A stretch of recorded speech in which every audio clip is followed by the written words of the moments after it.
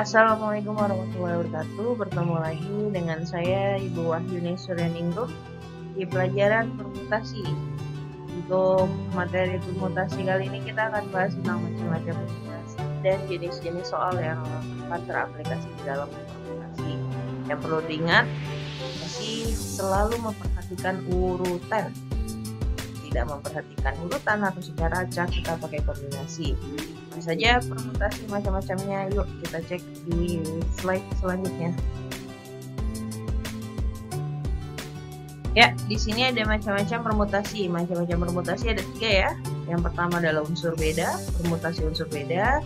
Yang kedua permutasi unsur sama, dan yang ketiga adalah permutasi siklis. Gimana cara membedakannya?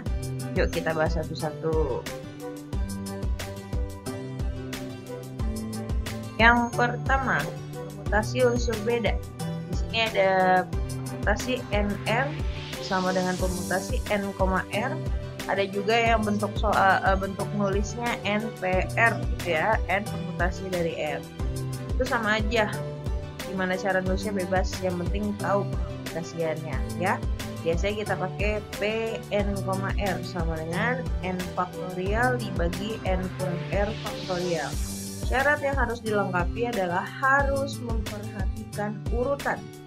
Contoh soalnya, banyak cara untuk memilih seorang ketua, sekretaris, bendahara dari 5 siswa yang tersedia adalah kalau ketua, sekretaris, bendahara berurutan atau enggak. Menurut saya sih berurutan ya, karena misalkan ketua dipilih si A, sekretaris si B, bendahara si C. Pada saat kita ajak ketuanya jadi si B, misalkan si ketuanya kan si A, kemudian dia tapi dianggapnya sebagai sekretaris, itu kan nggak bisa seperti itu ya.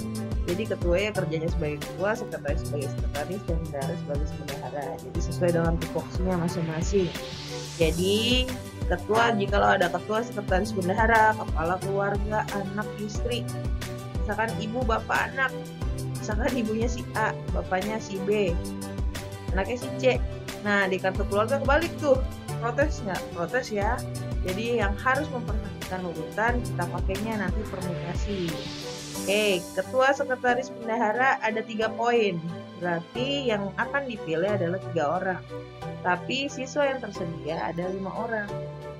Oke, permutasi 5 di 3 gitu ya.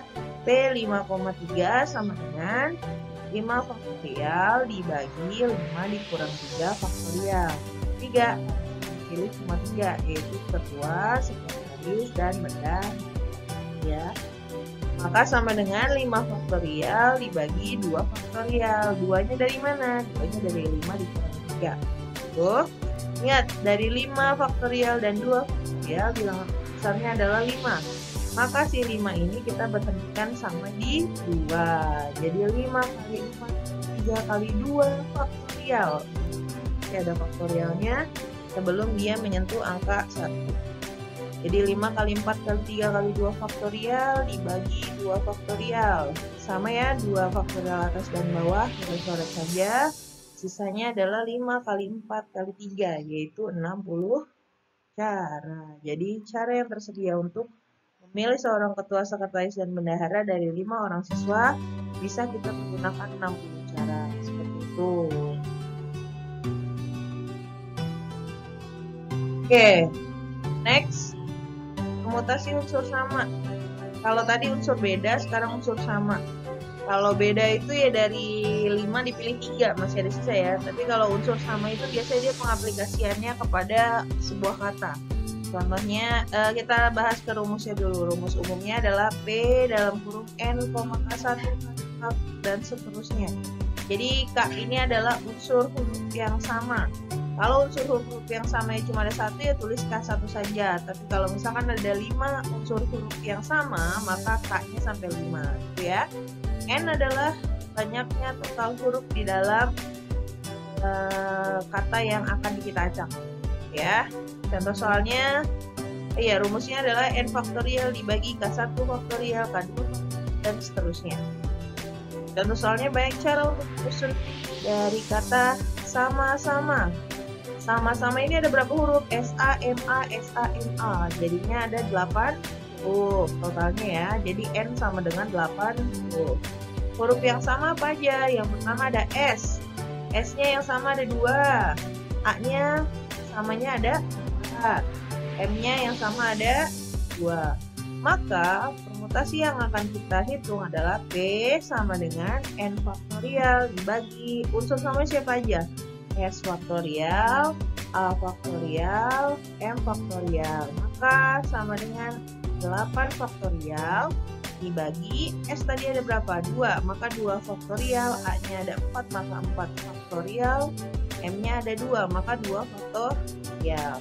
Dari 8, 2, 4, 8, 2, 4, 2. Yang besar 8 ya. Besar keduanya ada di 4, maka kita jabarkan 8 sampai di 4 saja. Maka 8 kali 7 kali 6 kali 5 kali 4 faktorial dibagi, karena kita mau baginya dengan 4 faktorial, 4 faktorialnya jangan dijabarkan. Biarin 4 faktorial aja, sisanya yang tidak dapat dibagi baru kita jabarkan. Maka dibagi 2 kali 1 kali 4 faktorial dibagi 2 kali 1. Sisanya siapa aja? 4-nya kita coret ya, 4 faktorialnya. Sisanya adalah 8 kali 7 kali 6 kali 5 dibagi 2 kali 2. Yang atas dikali hasilnya 1680 dibagi 4, hasilnya adalah 420 cara. Jadi cara untuk menyusun kata dari kata sama-sama adalah 120 cara.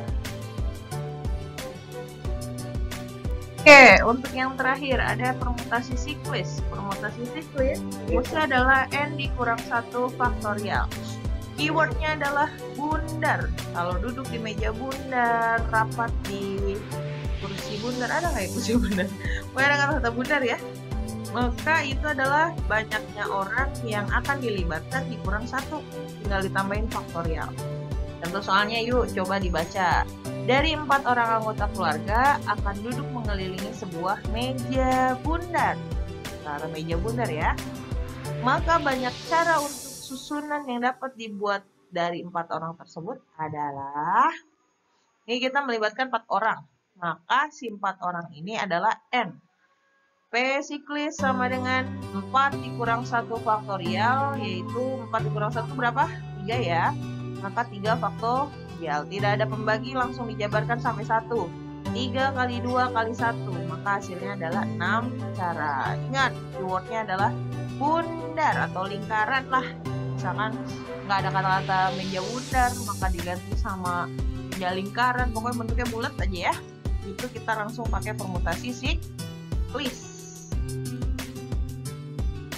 Oke, terima kasih untuk pelajaran hari ini. Kita lanjut di pertemuan selanjutnya. Kita akan bahas tentang kombinasi. Sekian dari saya, semoga dapat dimengerti. Jaga kesehatan dan sampai berjumpa di pertemuan selanjutnya. Sekian dari saya. Assalamualaikum warahmatullahi wabarakatuh.